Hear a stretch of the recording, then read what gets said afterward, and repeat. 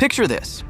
In a world where chickens aren't just your average barnyard birds, two powerful chicken lords, Colonel Cluckington and General Feathersworth, stood beak to beak in a heated argument over who deserved the title of supreme ruler of the Coop Kingdom.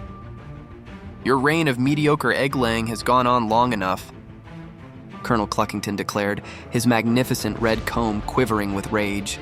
"My hens produce eggs twice the size of yours." "How dare you?" General Feathersworth squawked back, ruffling his battle-worn feathers. "Those are nothing but empty boasts from a bird who wouldn't know quality if it pecked him in the tail." And so began the Great Chicken War of the Coop Kingdom. Each leader rallied their forces, 100 of the finest feathered warriors anyone had ever seen.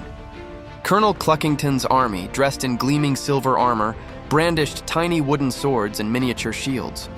General Feathersworth's troops wore bronze armor, carrying specialized beak spears and wing shields. On the morning of the battle, the two armies faced each other across the wheat field of destiny. The air was thick with tension and the occasional bawk-bawk of nervous soldiers.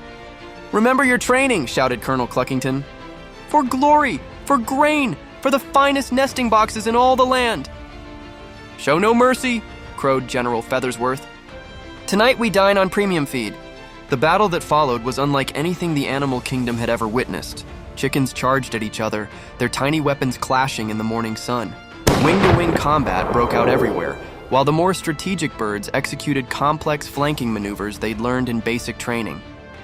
"Forward, my brave poultry!" voices echoed across the battlefield. The clang of miniature weapons and the battle cries of cock-a-doodle-doom filled the air. As the sun began to set, Colonel Cluckington spotted his chance. While General Feathersworth was distracted by a particularly intense skirmish on his left flank, Cluckington led his elite guard in a surprise attack from the right. The maneuver was brilliant, like a fox in the henhouse, but this time the hens were doing the hunting. General Feathersworth's forces, caught off guard, began to scatter. "Stand your ground," he commanded, but it was too late. His army's formation had broken, and Colonel Cluckington's troops were picking them off one by one.